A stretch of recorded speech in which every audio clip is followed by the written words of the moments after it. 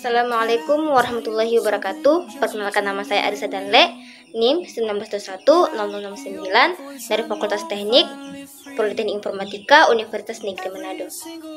Di sini saya akan menjelaskan tentang materi pemrograman sifat atau turunan kelas pada materi pemrograman berorientasi objek atau dikenal dengan PBO. Oke, baik, di sini sudah ada progres yang sudah diberikan oleh dosen saya, yaitu Samuel Christopher Santa. Nah, di sini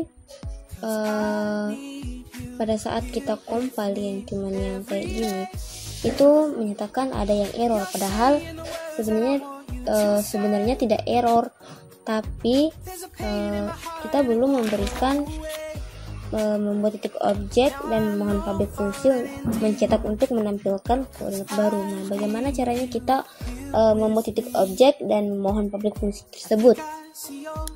Caranya yaitu di sini saya memakai EF NDF poin H. Nah, mengapa memakai poin H? Karena instruksi dari sini yaitu include poin H. Nah, di sini kan kita sudah memakai EF NDF poin H, otomatis kita akan menghilangkan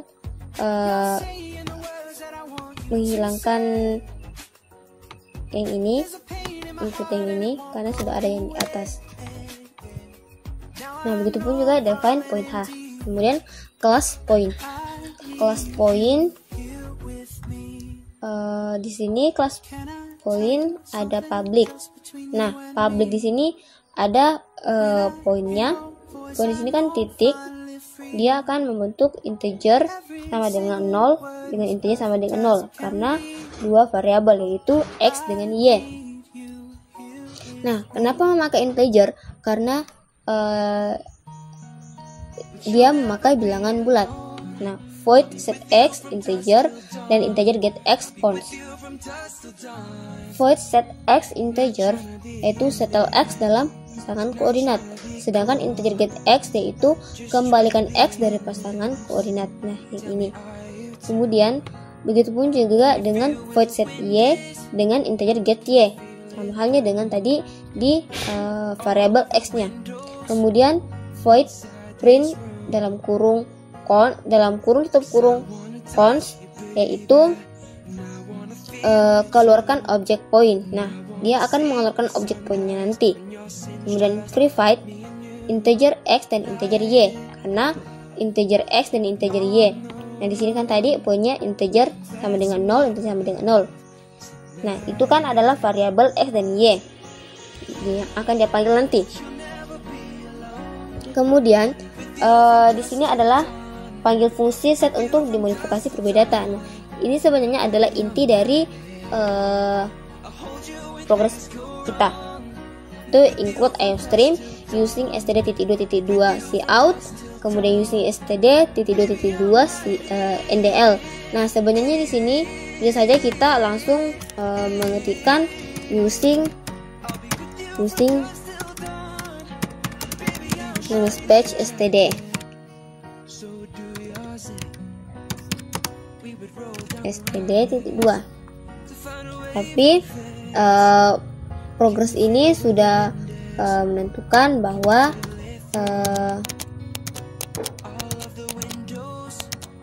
using cout-nya itu dengan ndl-nya itu sudah ditentukan, yaitu using std.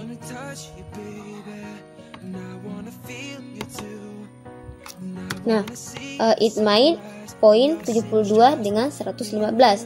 Nah, poinnya di sini atau titiknya di sini yaitu instead object point object. Kemudian yang 72 dengan 15 itu antara variabel x dengan variabel y. Kemudian cout dalam kurung lancip tanda kutip 2 x koordinat is, kemudian balas tanda kutip 2 yaitu koordinat x adalah point get x. Nah, point get x nya di sini yang mana? Nah, point get x nya di sini adalah 72. Kemudian begitupun juga dengan titik koordinat Y yang mana. Kemudian point titik set X. Nah, poinnya yang ini set X sama dengan 10. Nanti di sini dia akan membentuk titik baru. Titik baru yaitu 10 10. Karena X dengan Y, X-nya sendiri adalah 72 sedangkan Y-nya sendiri adalah 115. Nah, pada saat nanti dia akan membuat titik baru, yang terbaca adalah 10 10. Kemudian cout tanda kurung lancip 2 and the new location of point is. Nah, lokasi titik yang baru adalah point print dalam kurung, kemudian cout and the L. Nah, di sini nanti akan menghasilkan titik atau lokasi titik yang baru adalah yang ini point set X nya dengan set Y. Kemudian return menunjukkan pengertian yang berhasil.